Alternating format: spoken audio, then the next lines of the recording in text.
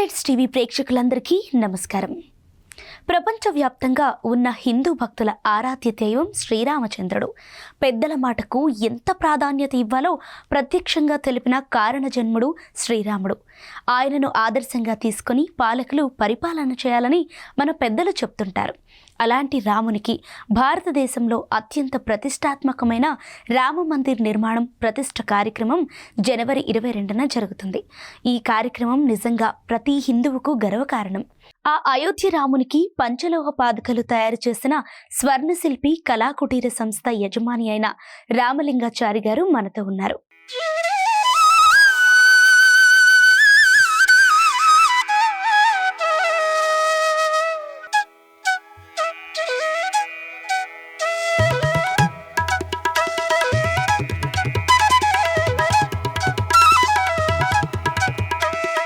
రామలింగాచారి అంటే పేరులోనే రాముడు కూడా ఉన్నారు.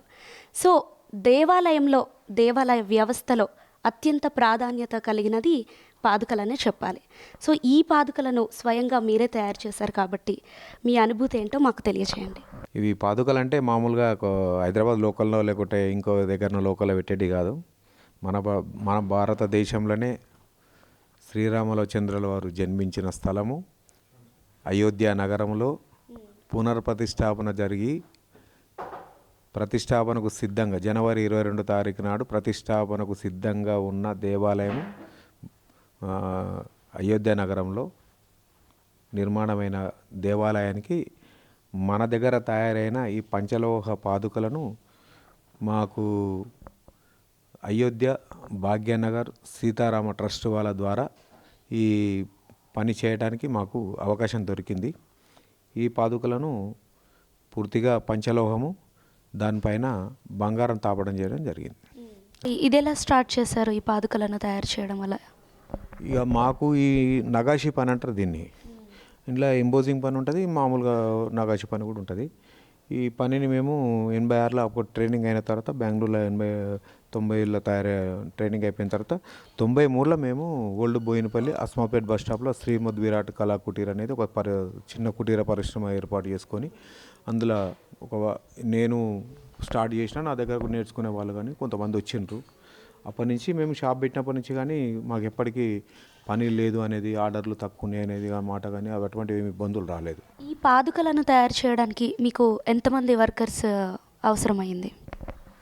ఇది మాస్టర్ పీస్ ఉంటుంది దీనికంటే ముందు. అయితే ఇప్పుడు ఇది తయారు చేసేటప్పుడు ఏం చేయాలంటే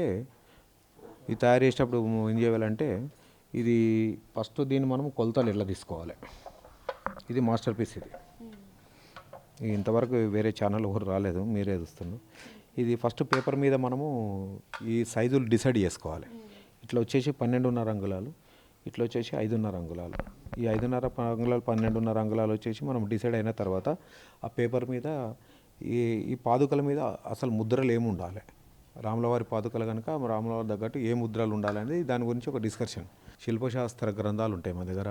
ఆ శిల్పశాస్త్ర గ్రంథాలలో కొన్ని ఐటమ్స్ మనం దేవులాడుకొని ఏ వస్తువులు అయితే దీని మీద పెడితే కరెక్ట్ సెట్ అవుతాయి అనేది ఆలోచన చేసి మన రాములవారు విష్ణుమూర్తి సాంప్రదాయము, సాక్షాత్ విష్ణుమూర్తే కనుక ఆయనకి ఇక్కడ రెండిట్లలో మనం ఏం చేసామంటే ఇక్కడ శంకు, ఇక్కడ చక్రం ఇచ్చినాం రెండిట్లలో. దాని తర్వాత వచ్చేసి హిందూ సాంప్రదాయంలో గృహప్రవేశమైనకైనా దేనికైనా కానీ మొట్టమొదలు మనము ఆవును పూజిస్తాం మనం, కాబట్టి ఆవుని ఇక్కడ తీసుకున్నాం. దాని తర్వాత వచ్చేసి ఇక్కడ ఏనుగు అంబారి. ఈ ఏనుగు మీద మనకు స్వామివారికి వాహనము ఏనుగు వాహనం కూడా వాడతాం మనం, ఏనుగుని తీసుకున్నాం. తర్వాత వచ్చేసి కల్పవృక్షము, ఈ రెండింటి మీద కల్పవృక్షాలు ఉన్నాయి. ఈ కల్పవృక్షం కూడా వచ్చేసి మనకు ఈ కల్పవృక్షం అని అంటే మామూలుగా ఒక నిత్య కళ్యాణం పచ్చతోరణం ఆ టైపులో దాని అర్థం వస్తుంది అనమాట. అంటే ఇంకా ఏది లోటు ఉండదు కల్పవృక్షం ఉంటే. అట్లా ఆలోచన చేసి మనం ఈ కల్పవృక్షాన్ని తీసుకున్నాం. నెక్స్ట్ ఇంకోటి వచ్చేసి రాములవారి ఆయుధం విల్లు. అంటే ఆయన ఇప్పుడు చేతిలో విల్లు ఉంటుంది కనుక ఈ విల్లు అనేది రాములవారికి ఒక్కరికే ఉంటుంది. వేరే వాళ్ళకు 10 చేతులలో ఉన్నప్పుడు 10 చేతులలో ఒక చేతిలో విల్లు ఉంటుంది. కానీ రాములవారికి ఉన్న 2 చేతులలో హస్తాలలోనే ఆ స్థలంలో విల్లు బాణము 2 ఉంటాయి అన్నమాట. కాబట్టి ఆయన విల్లును అక్కడ ఇచ్చినాము. తర్వాత యుద్ధానికి బయలుదేరే ముంగల రథానికి పైన ఉండేది జెండా ఉంటుంది. ఏ సంప్రదాయం అట్లా 2 పతాకాలు ఇచ్చినాము. ఈ పతాకాల పైన హిందూ సాంప్రదాయము మన స్వస్తికులు ఉన్నాయి అనమాట. అట్లనే మళ్ళా అంకుశం అంటే ఏనుగు ఉన్నది కనుక అంకుశం పెట్టాల్సి వస్తుంది. అంకుశం ఏం పని చేస్తా అంటే ముందు నడిపించడానికి అది ఏనుగు పైన అంబారి కూర్చున్నప్పుడు అది ఎక్కడ పోవాలనేది ఇట్లా తలలా నాడుతుంటాడు. అంటే మామూలుగా ఒక ఆవును కొట్టాలంటే ఒక ముళ్ళుగారతో ఎట్లా కొడతారో దీంతో ఇట్లా కూర్చుతారు దాన్ని. ఆ కూర్చున్న దాన్ని అంకుశం అంటారు. ఆ అంకుశాన్ని అంటే ముందు చూపించే దారిని అంకుశం అంటారు. దాని ఆలోచనతో ఇది పెట్టినాము. తర్వాత దశావతారాలు, విష్ణుమూర్తి దశావతారాలలో మత్స్యావతారం మొదటిది కాబట్టి విష్ణుమూర్తి పాదుకలే కనుక ఈ మత్స్యావతారాన్ని మొదలు పెట్టుకున్నాం మేము. దాని తర్వాత ఈ పాద పద్మాలు ఉన్నాయి కనుక ఇది రెండు మనం ఇవి తీసుకున్నాం ఇండ్లకు. పాద పద్మాలకు నమస్కారాలు అంటారు, అట్లా ఆ టైప్లో తీసుకున్నాం. నెక్స్ట్ ఇంకోటి వచ్చేసి ఇక్కడ కలశం ఉన్నది. ఆ కలశం ఏంటంటే మన హిందూ సాంప్రదాయాలలో ఏ కార్యక్రమం పూజా కార్యక్రమం జరిగినా కానీ ఒక నీళ్ళు దాకా చెంబు తీసుకున్నా సరే దానికి ఇంత అలంకరణ బొట్లు గిన్నె పెట్టేసి దాంట్లో 2 మామిడాకులు లేకపోతే తమలపాకులు పెట్టేసి కొబ్బరికాయ పెట్టేసి ఉన్నాకనే దాన్ని బట్టి మనం పూజ స్టార్ట్ చేస్తాం. అట్లా ఆ సాంప్రదాయం ప్రకారంగా మనం కలశాన్ని పెట్టుకున్నాం.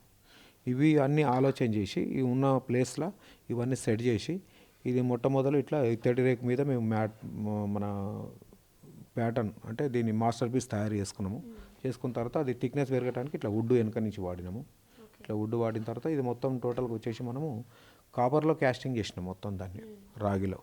రాగిలో క్యాస్టింగ్ చేసినప్పుడు దాదాపు ఒక 16 కేజీల దాకా ఇంచుమించు మూసాల 16 కిలోల దాకా పెట్టినాము.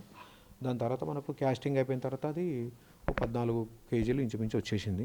పంచలోహాల్లో సత్తు తగరం అంటారు కదా, అంటే ఏంటి అసలు? అంటే ఈ ఇత్తడి రాగి అన్నది తెలుసు, ఈ సత్తు తగరం అంటే ఏంటి? పంచలోహాలు అనేది ఎవరిని అడిగినా కానీ తొందరగా ధన్మని ఒకటే మాట చెప్పేది ఏంటంటే వెండి రాగి బంగారం 3, ఇత్తడి కంచు అంటారు అంతే. కానీ పంచలోహం తయారు కావాలంటే ముడిలోహం భూమిలోకి చెల్లింది కావాలి. మిశ్రమలోహం అనేది పంచలోహంలో కలిపినప్పుడు ప్రాధాన్యత ఉండదు. పంచలోహం తయారవుతుంది అది, కానీ ప్రాధాన్యత ఉండదు దాని గురించి. అంటే ఒక చెట్టు నుంచి ఇంకొక మండను మన అంటు పెట్టినట్టు అది. అట్లా కాకుండా పంచలోహం అనేది బంగారము, వెండి, రాగి వీటికి సత్తు తగరం. అయితే ఇత్తడి కంచె అంటారు కదా, ఇత్తడి కంచె అన్నప్పుడు దాని అర్థం ఏంటంటే ఇత్తడి తయారు కావడానికి ఇత్తడి భూమిలో అట్లా దొరకదు. ఇత్తడి తయారు కావాలంటే రాగిలో సత్తు కలిసి ఇత్తడి తయారవుతుంది. కంచు మనకు భూమిలో అట్లే దొరకదు. కంచు తయారు కావాలంటే రాగి తగరం కలిసి ఇత్తడి అవుతుంది, కంచు అవుతుంది. రాగి మెత్తగా ఉంటుంది, స్మూత్ మెటల్, ఇట్లా బెండి అవుతుంది. కంచు కూడా సేమ్ ఇట్లా బెండ్ అయిపోతుంది. ఆ రెండు కలిపి మిల్ట్ చేసినప్పుడు ఫుల్ హార్డ్ అయిపోతుంది, అంటే కింద వేస్తే పగిలిపోతుంది. దాన్ని కంచు అంటారు. కంచు పగిలిపోతుంది. అట్లనే ఇత్తడి కూడా అంతే. ఇత్తడి అంటే రాగి మెత్తగానే ఉంటుంది, సత్తు కొంచెం మామూలుగా మెత్తగా ఉంటుంది. ఈ రెండు కలిసినప్పుడు బంగారం కలర్ వస్తుంది, ఇత్తడి అంటే ఎల్లో కలర్కి వస్తుంది. కానీ పంచలోహం అనేది ముడిలోహంతో తయారు చేస్తేనే దాని పంచలోహం, ఆ పంచలోహానికే ప్రాధాన్యత ఉంటుంది. కానీ షార్ట్ కట్ల తీసుకోవడానికి పంచలోహాలలో ఇత్తడి కలపటము, పంచలోహాలలో కంచు కలపటము అది శాస్త్రోక్తంగా పనికొచ్చే ప్రాసెస్ కాదు. ఈ పాదుకలను తయారు చేయడానికి మీకు ఎన్ని రోజులు పట్టింది? ఈ మాస్టర్ పీస్ చేసుకోవడానికి ఫస్ట్ ఎక్కువ టైం పడుతుంది. దీనికి మినిమం ఎంత పడుతుందో చెప్పండి. ఇది మాస్టర్ పీస్ తయారు కావడానికి దాదాపు దీనికి ఒక 4 రోజుల పైన పట్టింది. నెల రోజులు చిల్లర పట్టింది, ఒక 5-6 రోజులు అటు ఇటు. దాని తర్వాత దీన్ని బట్టి మనము పంచలోహంలో ఎప్పుడైతే క్యాస్టింగ్ చేసుకున్నామో దాని మీద చెక్కటము, స్మూత్ కొట్టడము, దాని మీద డిజైన్లు చెక్కటము, కొట్టడము, ఈ టోటల్ వర్క్ కంప్లీట్ అయ్యే వరకు దానికి ఒక 20 నుంచి 25 రోజులు టోటల్ వరకు దానికి అయింది మొత్తం కలిసి.